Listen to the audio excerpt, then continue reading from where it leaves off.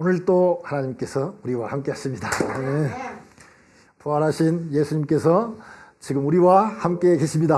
아멘. 오늘 이 빌립보서는 바울이 쓰셨는데요. 성령의 감화를 받아서 쓰셨는데 바울은 기뻐하라고 그러는데 진짜 바울은 기쁘게 살았을까요? 행복하게 살았을까요? 살지 않으면 이렇게 쓰지는 못했을 거 아닙니까? 그런데 바울이 지금 이 빌립보서를 쓸 때는 어디서 썼느냐 하면 로마 감옥에서 썼거든요. 뭐 연금 상태라 해도 어쨌든 감옥은 감옥이니까 얼마나 불편하겠어요. 그런데 이 감옥에 있으면서도 기뻐하라 그랬습니다. 또 바울은 오늘 4장 1절 2절 보니까 특히 그 2절에 보니까 4장 2절에 내가 유오디아를 권하고 순두개를 권하노니 주 안에서 같은 마음을 품으라. 지금 유오디아라는 우리식으로 말하면 집사님 아니면 권사님 정도 되고 순두개도 마찬가지겠죠. 그분도 그럴 텐데 그 두 분이 교회 일을 열심히 하다가 아마 지금 서로 싸웠던 것 같아요. 그래가지고 지금 교회가 분란에 빠져 있습니다. 교회가 이렇게 분쟁에 빠지면 목회자는 그 교회를 세웠던 이 바울 목사님 입장에서는 감옥에서 얼마나 안타깝겠어요. 그런데도 기쁘다는 거죠. 감옥에 갇힌 것만 빼고는 다 나를 본받으라. 그 말은 다른 것들은 다 기쁘고 행복한데 감옥에 있는 것만 감옥에만 들어오지 말고 다 그렇게 기뻐하라는 것이죠. 왜 이렇게 바울이 기뻐했을까 하는 거죠. 오늘 3장 20절에 보니까 첫째로 시민권은 하늘에 있다라고 얘기하고 있습니다. 오직 우리의 시민권은 하늘에 있는지라 그랬습니다. 바울은요 태어나면서부터 로마 시민권자입니다. 바울이 그 어떤 그 천부장이 바울을 잡아갈 때 막 때리니까 나중에 내가 로마 시민권자라고 그러니까 깜짝 놀라죠. 그러면서 나는 돈 주고 샀는데 많은 돈을 주고 샀는데 그러니까 바울이 나는 태어날 때부터 로마 시민권자다. 그러니까 천부장이 되게 부러우면서 놀라는 모습을 봅니다. 로마 시민의 권리가 있는데요. 이 재판을 받지 않고 감옥에 가둘 수가 없습니다. 그리고 억울한 경우에는 황제에게 상소할 수 있는 상소권이 있습니다. 그리고 로마 시민권자에게는 특별한 게 있는데 뭐가 있냐면 노예 2명씩을 준다는 거예요. 그러면은 아무리 가난한 로마 시민권자라도 노예 2명이 어쨌든 벌어다가 먹여 살린다는 거예요. 그래서 경제적으로 보장이 되는 거예요. 그러니 얼마나 부럽겠습니까? 그런데 이 로마 시민의 그 시민권자는 의무가 있는데 뭐가 있냐? 나라에 빚을 져서는 안 됩니다. 노름을 한다거나 그 당시도 노름한 사람들이 있으니까 노름을 한다거나 그래가지고 나라에 빚이 있으면 안 됩니다. 특별히 땅은 나라 소유이기 때문에 세금을 내야 돼요. 그러니까 그 로마 통치하에 있는 나라의 백성들은 로마 시민권자가 되기를 얼마나 바라는지 몰라요. 그런데 로마 시민권보다도 더 기쁜 이유가 뭐냐? 우리의 시민권은 하늘에 있다는 것이죠. 그래서 우리가 시민권자니까 결국 나중에 하늘에 간다는 것이죠. 제가 그 신방하는 분 중에서 사업하시는 분이 한 분 계시는데 그분은 운전면허증이 이제 만기가 되어가지고 지금 불법으로 지금 면허 없이 무면허로 운전하고 계세요. 그러니 사업하는 장면이 얼마나 불편하겠어요. 경찰만 보면 그냥 가슴이 철렁 내려앉는다는 거예요. 지금 우리는 마음대로 운전하고 다닌다는 거예요. 이거 얼마나 큰 복인지 모릅니다. 이 서류 미비자들, 우리 불법 체류자라고 하지 말고 서류 미비자들, 서류가 좀 못됐죠. 아직 다 장만이 안 된 분들은 경찰만 보면요 가슴이 철렁해가지고 특히 새벽 아니면 저녁에만 운전하고 다니고요. 보통 낮에는 잘 운전하고 돌아다니려고 안 하려고 그래요. 왜? 신분이 불안하니까요. 그 양반은 비싼 돈 주고 사업체를 샀지만 신분이 안 돼가지고 지금 사업체 등기가 안 돼 있어요. 지금 딸이 지금 대학교를 들어가야 되는데 이번 9월학기에 4년 장학금을 받을 수 있는 실력이 있는데도 장학금 주는 데가 없어요. 왜? 장학금을 주긴 줘도 너무 적게 줘요. 왜냐하면 영주권자나 시민권자가 아니기 때문에. 그러니까 우리가 신방 가면요, 이 얘기 하다가 막 울어요. 그냥 눈물이 쭈르르 흘러내려. 그냥 겉모습만 봐가지고 누가 그분이 지금 현재 그런 신분 때문에 고민하고 그렇게 자녀 때문에 고민하면서 얼마나 답답하면 저 앞에 보는 데서 이 얘기하다 울어요. 그냥 우리 눈물이 그냥 흘러내려요. 왜 그러냐? 신분 때문에 그래. 우리가 별거 아닌 것 같지만요, 우리가 지금은 이 땅에 있으니까 뭐 천국 지옥 뭐 가봤나 어쩐다 하면서 큰 소리 치지만요, 여러분, 우리가 천국을 보장받고 있다는 것이 얼마나 큰 축복인지 모르는, 이게 기뻐하는 이유 중에 큰 이유 중에 하나예요. 125년경에 아리스티디스라는 분이 계셨는데, 그분이 어떻게 해서 이렇게 그리스도교가, 기독교가 이렇게 쉽게 전파되는가, 빨리빨리 전파되는가, 그걸 연구해 봤더니 여러 가지 이유 중에서 하나가 뭐냐면, 예수 믿지 않는 분들은 천국에 소망이 없기 때문에 죽으면 막 눈물을 흘리고 막 통곡을 하고 난리인데, 이 성도가 죽으면 찬송하고 감사하는 걸 보고 깜짝 놀라는 거예요. 마치 죽음이 좋은 곳으로 자리를 옮기는 것처럼 이렇게 찬송하며 장례를 치른 것을 보면서, 야, 기독교인들에게는 죽음이 끝이 아니라 멋진 시작이구나. 저 사람들은 천국 시민권자로서 천국으로 옮겨가는구나 라는 생각이 들게 되니까 다른 사람들이 다 보고, 와, 뭔가 다르다. 이 시민권자, 천국 시민권자하고 보통 사람은 다르구나 하는 것을 느낍니다. 바울이 첫 번째로 기뻐하는 이유는 뭐냐면 우리가 천국을 간다는 것이죠. 그럼 천국 가가지고 또 좋은 게 뭔가? 그랬더니 3장 20절에 보니까 거기로서 구원하는 자 곧 주 예수 그리스도를 기다리노니 그랬습니다. 거기 가서 예수 그리스도를 만난다 이거죠. 근데 어떤 예수님이냐? 구원하시는 분이다 이죠. 구원이라는 것은 우리가 어디 함정에가 쭉 빠져가지고 미끄러서 올라갈 수가 없는데, 뭐 사다리가 있든지 누가 줄을 내려줘야 올라갈 수밖에 없는 그런, 내 힘으로는 못 나올 때 누가 나한테 밧줄을 주었다든지 누가 나한테 사다리를 내려줬다든지 하여튼 나를 끌어내줬다. 그게 구원이잖아요. 즉 우리가 죄의 종에서 벗어나지 못하고 또 영원한 지옥에 갈 수밖에 없는 저희를 예수님이 십자가에 달리심으로 말미암아 우리를 구원했다 이거죠. 그래가지고 어디로? 천국으로 우리를 인도하시는 거죠. 그러니까 두 번째 기쁜 일이 뭐냐? 천국에서 예수님을 만난다는 것입니다. 우리가 명절 되면 다 고향을 갑니다. 바쁘게 살다가 명절에 고향을 가는데, 요즘에는 제가 고향에 가도 옛날같이 그렇게 기쁘지가 않아요. 왜 기쁘지 않은가? 만날 사람이 있어야 되거든요. 뭐 부모님을 계시다든지 뭐 친척들을 만난다든지 또는 그 친구들, 같이 공부했던 친구들 객지로 나갔다가 그때 돼야 만나거든요. 그러니까 누군가 만날 사람이 있어야 고향에 가는데, 고향에 가도 아무 만날 사람이 없으면 무슨 맛으로 고향을 갑니까? 그나마도 이제 고향에 가면 이제 산소가 있고 또 간혹 뭐 몇 분이라도 만나니까 가기는 가는데, 옛날 같은 그 맛이 안 나요. 제 아는 그 많은 그 우리 집안 친척 되시는 그 아주머님들이 저 만나면 옛날에 어렸을 때 보면 아이고 대통령감이라고 그래서 그냥 대통령감이라고 그러면서 막 아이고 내 강아지, 그때는 그 강아지가 이게 나쁜 뜻으로 쓴 말이 아니라 아이고 내 강아지 이쁘다 뜻이죠. 그래가지고 막 그냥 아주 대통령감이라고 하는데, 그렇게 반갑게 맞아줄 분들이 지금 다 돌아가셨어요. 그래서 옛날에는 제가 내가 빨리 해서, 그 당시는 이제 이 자가용 하나 타고 오면 이거였거든요. 그러니까 빨리 자가용 하나 사가지고 고향에 하여튼 출세 모습, 성공한 모습을 한번 보여주고 싶은데, 지금은 차가 있어도 보여줄 사람이 없어요. 아이고 자네가 이렇게 출세했나 막 하고, 막 자네가 이렇게 잘 됐나 하고 막 반갑게 맞아주고, 아이고 내가 그럴 줄 알았다 그러면서 막 어깨를 두드리고 반가울 뿐이 안 계셔요. 그러니까 지금은 고향 가는 맛이 안 나요. 마찬가지입니다. 우리가 천국 간다 해도 천국에 가서 뭐 반갑게 만날 뿐이 아무도 없다. 그러면 천국에 가면 무슨 맛이 있겠습니까? 암만 살기 좋으면 뭐합니까?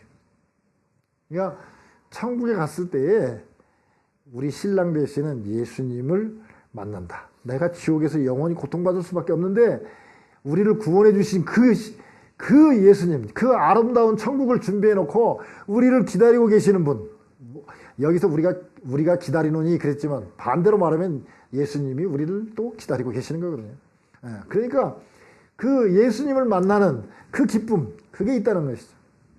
세 번째, 뭐가 또 기쁘냐? 그랬더니 21절에 보면 이렇게 나와 있습니다.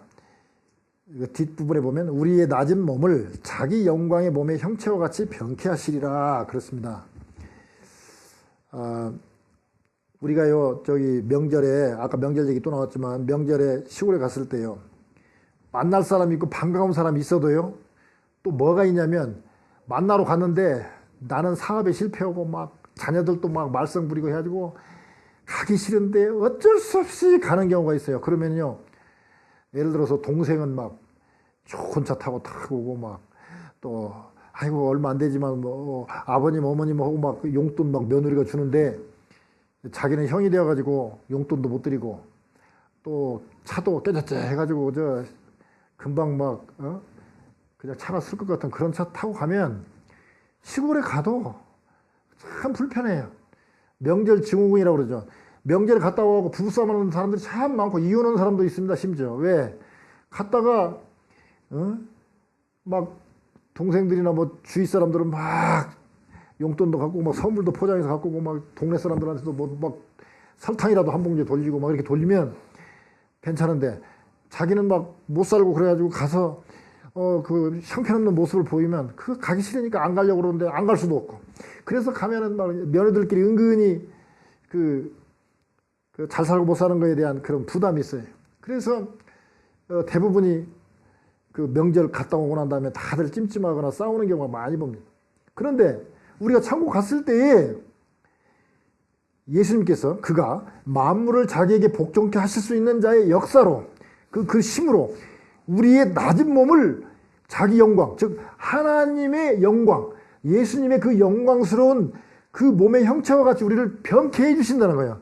그러니까 천국에 가가지고 우리 몸을 그렇게 영광스러운 몸으로 바꿔주기 때문에 기뻐할 수 있고 뭐 천국 가는데 꺼리낌이 없다는 거예요. 천국 가갖고 예를 들어서 내가 아는 누구는 막 정말 우리식으로 표현하면 막 큰 맨션에 살고 있고 나는 가서 그냥 형편없으면 어떻게 천국을 가겠어요? 천국 가면 무슨 재미가 있겠어요? 만날 사람 있어도 내가 좀 떳떳하고 멋있게 되어 있어야 되는데 그렇게 만들어 주시겠다는 거예요. 영광의 형체로 만들어 주시겠다는 거예요. 우리가 여기서 한번 영광의 몸의 형체를 우리가 한번 좀 이렇게 좀 살펴봐야 되는데요. 그 나사로가 죽어가지고 4일이죠. 3일이 아니라 4일. 그래가지고 썩는 냄새가 난다고 그랬어요. 그런 나사로를 예수님이 살려주셨어요. 그러면 나사로는 또 다시 죽었을까요? 안 죽었을까요? 또 죽죠. 죽었다 깨어나도 또 죽어요. 죽었다가 살아나도 또 죽어. 왜? 영광의 형체가 아닙니다. 그런데 예수님 십자가에 달리셨다가 3일 만에 살아나셔서 제자들이 문을 다 잠궈놓고 두려워 떨고 있어요. 왜? 예수님이 부활한 줄 모르니까 떨고 있어요. 그때에 예수님이 짠 하고 나타났어요. 나타났는데 문이 다 잠겨져 있고 다 벽도 있고 그런데 그냥 갑자기 나타나셨어요. 시간과 공간을 초월해서 나타나셨어요. 그리고 또 나중에 사라질 때도 그냥 쩍 사라졌어요. 뭔 말이냐? 우리의 영광의 몸은 부활하고 난 다음의 몸은 지금 죽었다가 잠시 기절했다 깨어난 사람 같은 또는 뭐 3일 있다 깨어난 사람 같은 그런 몸이 아니라 예수님이 부활하셨을 때 그 영광의 몸체, 즉 그냥 형체도 보이다가 안 보였다가 그냥 뭐 벽도 뚫고 들어갔다 나갔다 여기서 저 먼 데까지 그냥 순식간에 옮겨갔다가 다시 시간과 공간에 아무런 제한을 받지 않습니다. 그게 영광의 몸의 형체. 그러니까 나사로가 죽었다 깨어난 거 대단한 기적이지만 그거는 우리가 앞으로 죽었다가 나중에 이제 처음에는 파라다이스를 가죠. 근데 뭐 신학적으로 봤을 때, 교리적으로 봤을 때는 우리가 죽고 난 다음에 바로 천국에 가는 건 아니죠. 낙원에 가 있죠. 낙원에서 파라다이스에서 있다가 예수님이 재림할 때 우리가 영광의 몸으로 바꿔지면서 이제 부활해서 이제 천국에 들어가죠. 그러니까 어쨌든 우리가 기뻐하는 이유는 뭐냐? 첫째, 우리 시민권이 천국에 있으니까 천국에 간다. 천국에 가면 만날 분이 계시는데 예수 그리스도가 계신다. 거기서 예수 그리스도 만나는데 초라하게 만나는 게 아니라 우리를 갖다가 그냥 영광의 몸으로 바꿔주셔서 마치 기어다니는 누에고치가 나비가 돼서 날아가는 것처럼 그렇게 완전히 바뀌는 거예요. 그냥 기어다니는데 조금 뭐 바퀴가 달렸다거나 이런 게 아니라 기어다니는 몸에서 날아다니는 나비로 완전히 차원이 달라져 버리잖아요. 그런 것처럼 우리 몸이 이렇게 달라진다는 거예요. 얼마나 큰 축복입니까? 그런데 우리가 이렇게 기뻐할 수 있는 게 천국에 가서 예수님을 만나고 영광의 형체로 바뀌니까 좋은데, 그럼에도 불구하고 우리는 지금 이 땅에 있기 때문에 그렇게 천국 백성이고, 그러니까 생각해보면 우리의 믿음으로 봤을 때 천국 가면 참 행복하겠다, 기쁘겠다. 그런데 지금은 몸도 아프고 뭐 여건이 안 좋아요. 그럴 때 우리가 정말 항상 기뻐할 수 있을까? 그런데 오늘 4장 7절에 보면 이렇게 말씀하고 있습니다. 4장 7절에 보면 그리하면 이렇게 하면 모든 지각에 뛰어난 하나님의 평강이 그리스도 예수 안에서 너희 마음과 생각을 지키시리라. 우리 마음과 생각은 생명의 근원이라고 그랬습니다. 그러면 생명의 근원이 되는 우리의 마음과 생각을 지킨다는 것은 하나님께서 그리하면, 이게 하면 우리를 천국까지 가는데 마음과 생각을 잘 지켜서 천국까지 잘 가도록 하겠다. 그래서 오늘 설교 제목이 GPS입니다. 천국 시민의 GPS. 뭐를 하면 하나님께서 GPS가 되셔가지고 쫙 천국까지 인도하신다는 거예요. GPS, 글로벌 포지셔닝 시스템이죠. 그래서 참 이 GPS 보면은 참 하나님의 인도하심을 느낄 수가 있어요. 자, 우리가 이렇게 가다가 가장 좋은 길, 가장 빠르게 가는 길을 GPS가 이렇게 딱 알려줘요, 기계가. 그러면은 우리가 가다가 저 호수가 있는데 한번 들렸다 갈까 하고 쫙 빠지면은 니 칼큘레이션 하면서 턴 데프트 뭐 유턴 막 해가지고 막 그래요. 그래가지고 다시 오면 또 어디 가라 해가지고 딱 가요. 우리가 살다 보면 유혹거리가 있어하고 여기 아이고 이쪽 한번 쳐다볼까 하고 쳐다보면 성령님께서 그건 아니야, 이쪽으로 가야지 그러다 계속 잘못 가버리면 천국 못 갈 수도 있죠. 그런데 이렇게 하면 GPS가 되셔가지고 우리의 마음과 생각을 지켜서 천국까지 인도하시겠다는 거예요. 뭘 하면? 첫째, 4장 4절에 보면 주 안에서 항상 기뻐하라 그랬습니다. 아이고, 우리의 생각과 마음을 지켜주시기 위해서 주 안에서 항상 기뻐하라. 근데 아까 말씀한 대로 우리가 천국 시민권자고 주님을 만나고 영광스러운 형체로 바꿔지니까 기쁜 건 사실인데 어떻게 항상 주 안에서 기뻐할 수 있을까? 팁이 뭐냐? 여기 항상 기뻐할 수 있는 방법을 꼭 말씀해 주셔요. 뭐냐면 주 안에서 그렇습니다. 주 안에서. 우리가 이제 먼저 전에 말씀드리고 싶은 것은 기뻐하라부터 말씀드리겠습니다. 우리가 기쁘다는 것이요, 이 예수 믿는 사람의 가장 큰 특징 중에 하나입니다. 왜냐하면 하나님의 뜻이라고 나와 있는 거 보면은요, 하나님께서는 요한복음 6장에 보면은 모든 사람이 구원받기를 원하신다. 그렇다고 해서 다 구원받는다는 게 아니죠. 그럴 것 같으면 쓸 것도 없죠. 모든 사람 다 구원시키려면. 그런데 다 구원받고 싶지 않고 구원 못 받는 사람도 있고 지옥 가는 사람도 있다는 얘기죠. 그러나 구원받기를 원하신다. 자, 그러면 첫 번째는 구원입니다. 예수 믿고 구원받아야 돼요. 일단 천국 가야죠. 둘째는 뭐냐? 구원받고 난 다음에 성결하게 살아라. 내가 거룩하니 너희도 거룩하라. 그래서 그게 하나님의 뜻이거든요. 거룩하라는 거. 깨끗하게 사는 거예요. 그럼 거룩하게만 살면 되냐? 거기서 나가서 데살로니가서 5장 16절이나 오늘 말씀처럼 항상 기뻐라는 게 이게 하나님 뜻이라고 그랬어요. 데살로니가서 5장 16절, 17절, 18절에 보면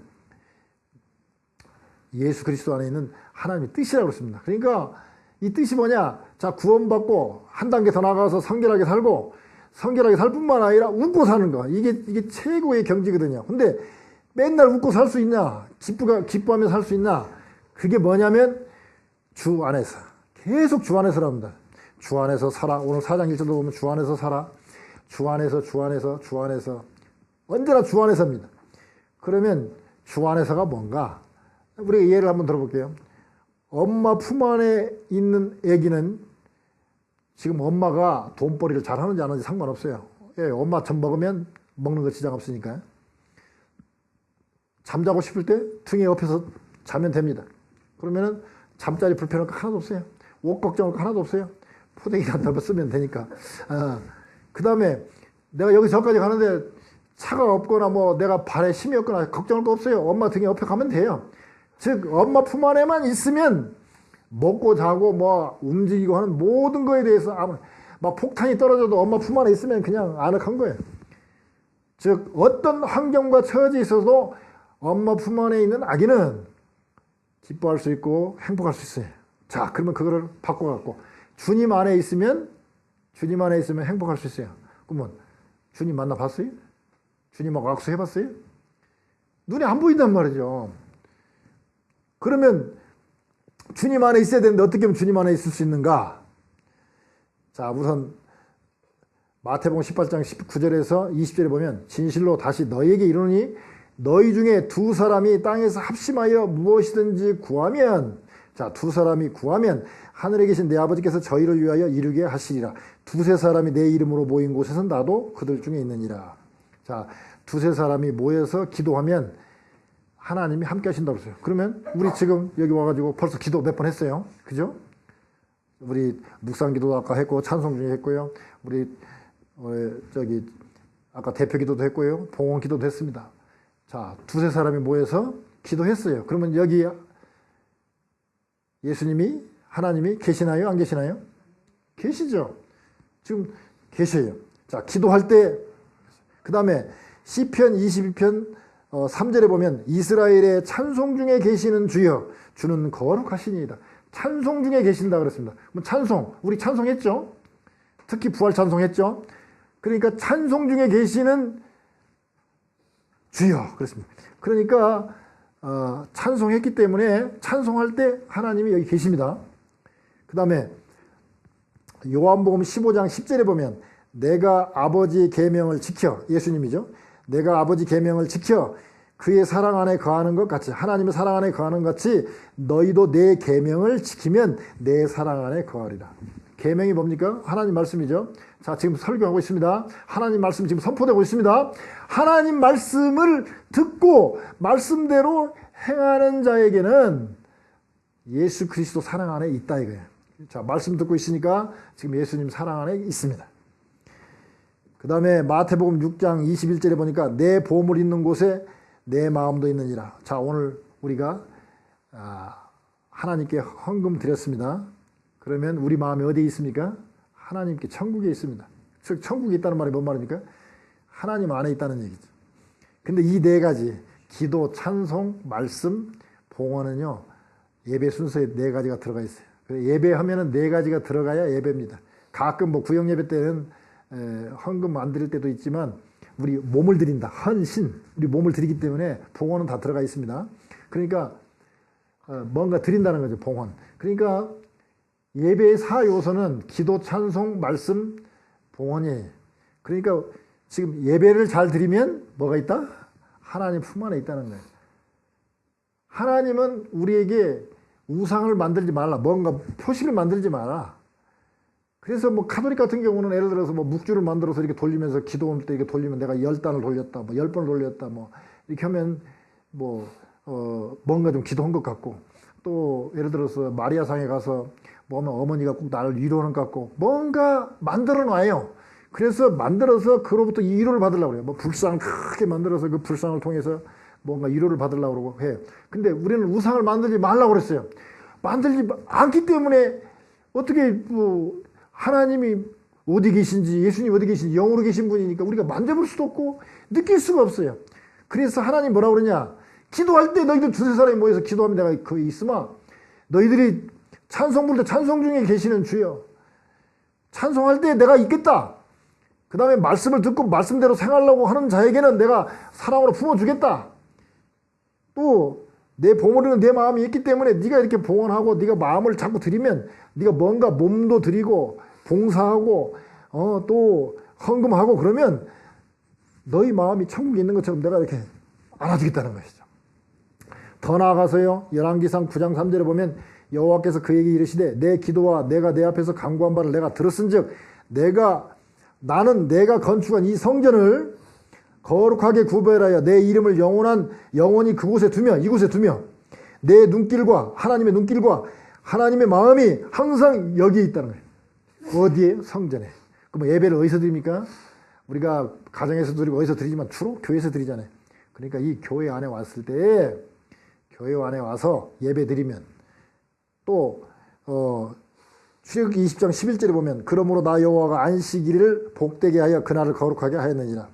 자 구약에 보면 안식일을 복되게 하고 그날 와서 예배 드리면 제사 드리면 복을 준다고 약속을 했어요. 근데 신약 시대 때는 예수님이 부활하심으로 말미암아 부활한 날이 어떤 날입니까? 안식 후 첫날. 안식 후 첫날이 뭡니까? 토요일 다음 날. 주일이죠, 주일. 그래서 이제 점점 주일날 예배를 드리게 됐어요. 그래서 지금은 구약의 안식일을 지금 우리는 예수님이 부활한 날, 안식일의 주인이신 예수님이 부활한 날, 주의 날, 주님께서 부활한 주의 날, 이 날에 부활을 생각하면서, 이게 주일날 예배 드리는 것은 부활하신 주님을 생각하면서 예배 드리는 거예요. 하여튼 이때 와서 주일날 예배 드리는 너희들에게는 복을 주겠다. 이 날을 특별히 구별해서 나랑 다 똑같지만 그래도 특별히 이 주일날을 구별하겠다. 그러니까 자, 시간 주일날, 장소 교회에서 어떻게 예배를 통해서 내가 너가 있는 것을 믿어라 이거예요. 뭘로 우리가 알 수 있습니까? 믿음으로 알 수 있어요. 근데 믿음이 약해도 하나님 말씀을 그대로 했으니까 자, 기도 중에 있다, 찬송 중에 있다, 설교 중에 있다, 봉헌할 때 있다, 성전에서 주일날. 그러니까 우리는 다 갖췄어요.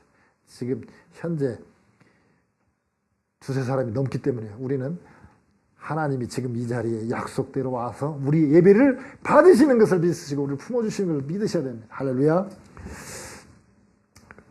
그러니까 뭐라고 그랬습니까? 에베소 1장 23절에 보면 교회는 그의 몸이니 그랬습니다. 교회는 그의 몸이니 예수님의 몸이니까 우리가 지금 예수님 몸 안에 있는 겁니다. 그러니까 눈에 안 보인다고 해서 예수님이 안 계신다, 지금 안 보이기 때문에 막 약해질 필요가 하나도 없습니다. 자, 하나님께서 어떻게 인도하신다? 첫째, 주 안에서 항상 기뻐하면 인도하신다. 주 안에 있을 때, 즉 좀 복잡한 얘기 빼줍시다. 뭐 그냥 아까 뭐 예배도 얘기하고 별거 다 얘기했는데 교회는 그의 몸이니 교회 안에 오면 뭐 예배 드릴 거 아닙니까? 교회 안에 오면, 교회 안에 있으면 하나님이 인도하겠다. 어디까지? 마음과 생각을 지켜서 천국까지 인도하시겠다는 것이죠. 교회 안에 있는 게 참 복입니다. 이 교회가요, 참 초라하게 보여도 별가니까 엄청난 겁니다. 우리가요, 학교 안 다니고 공부할 수 있어요. 그러나 그건 진짜 어렵습니다. 독학에서 출세한 사람 몇 명 안 돼요. 독학에서 출세한 사람 한번 세어보세요. 그러나 하버드, 예일, 뭐 유명 대학교 나와갖고 출세한 사람은 꽉 찼어요. 그게 뭔 말이냐? 교회가 타락할 수도 있고 좀 잘못될 수도 있어요. 그러나 그렇다고 해서 우리가 공립학교가 지금 뭐 많이 형편없어졌다고 해도 그래도 학교를 나와야 공부하는 것처럼 그래도 신앙생활을 하려면 예수님의 하나님의 마음을 두고 이름을 걸고 눈길과 마음이 항상 있는 이곳에 이 교회를 무시하면 안 돼. 그래서 교회 안에서 예배 드릴 때 인도한다는 거예요. 첫 번째. 두 번째가 뭡니까?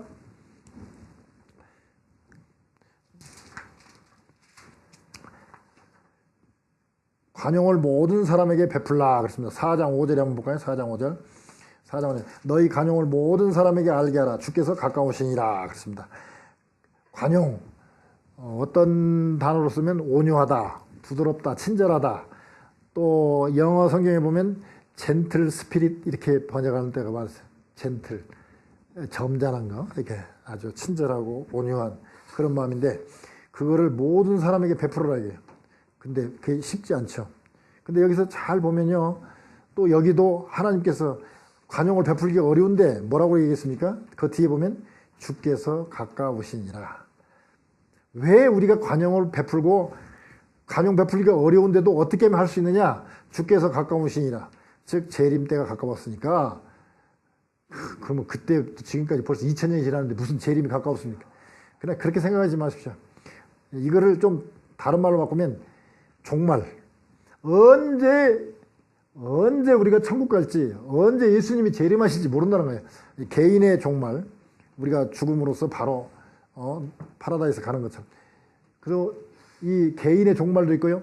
예수님이 재림하시면 다 놓고 바로 가야죠. 우리는 예수 믿으니까 천국 가니까 그렇죠. 근데 뭐 어쨌든 이 땅에 있는 모든 차, 집, 모든 관계를 다 끊고 끝나는 거죠.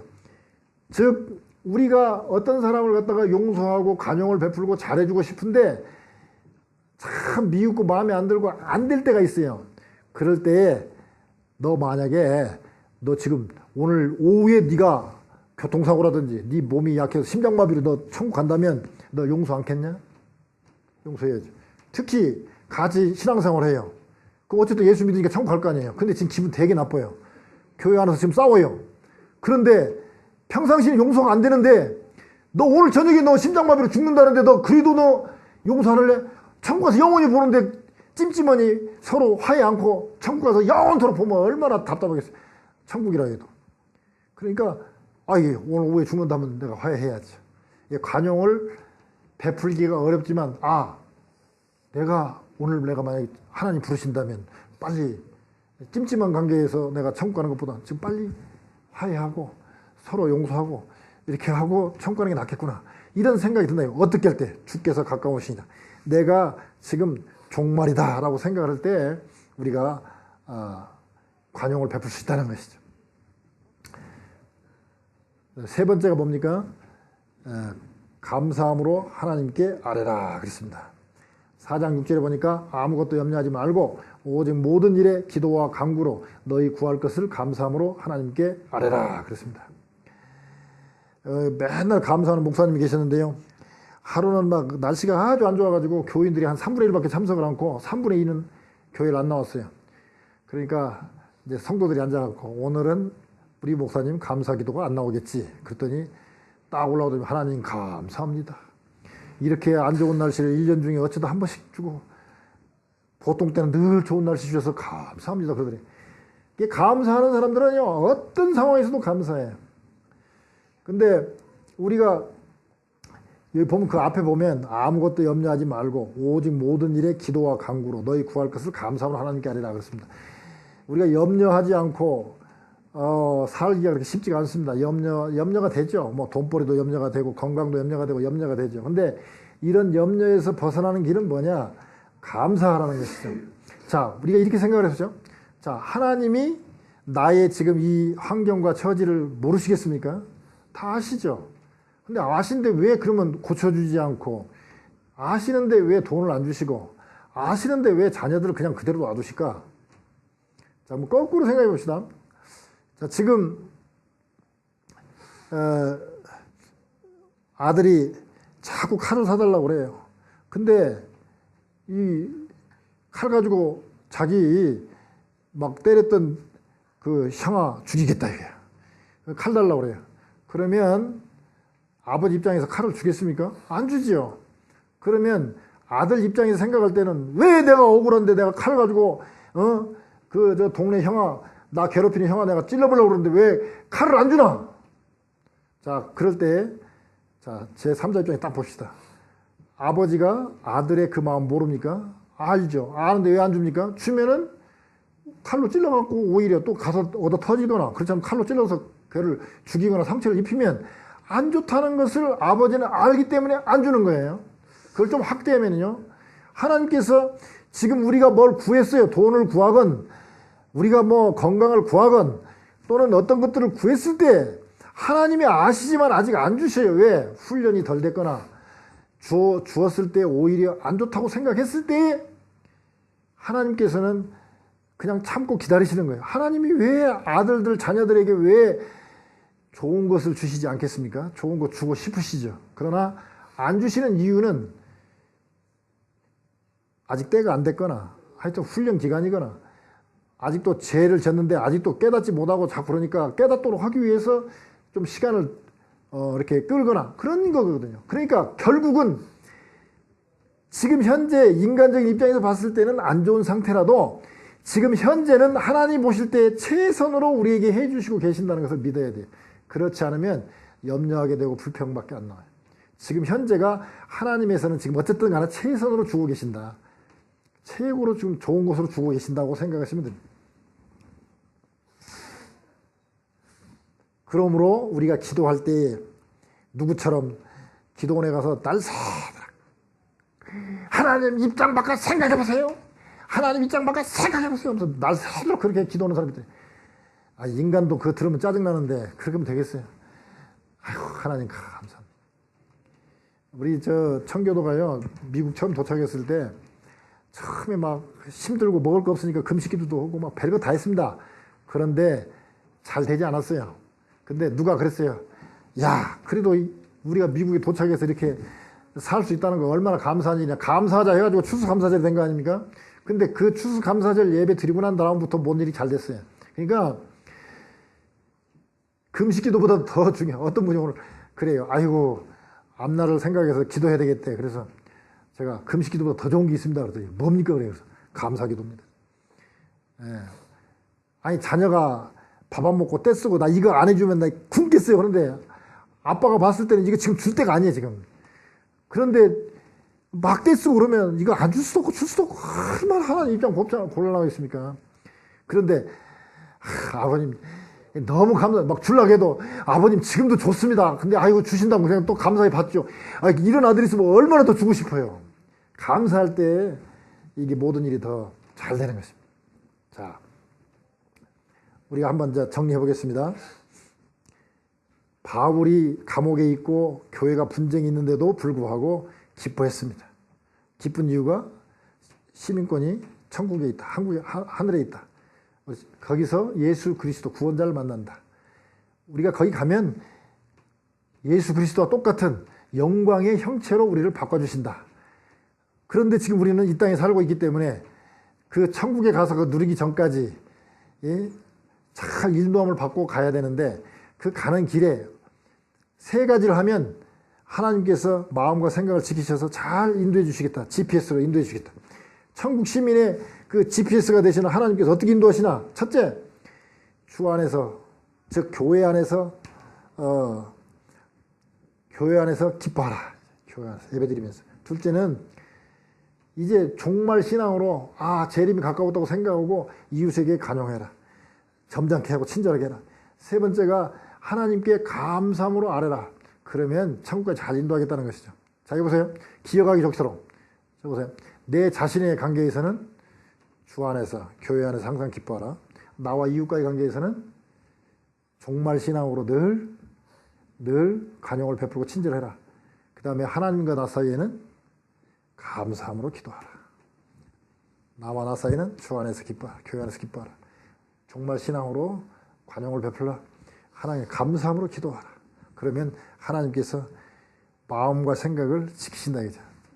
GPS를 가지고 우리를 하나님께서 천국까지 가장 안전하고 편하고 빠르게 좋은 길로 잘 인도하신다는 것이죠. 그런 축복 다 받아주시는 저와 여러분 되시길 주님의 이름으로 축원드립니다.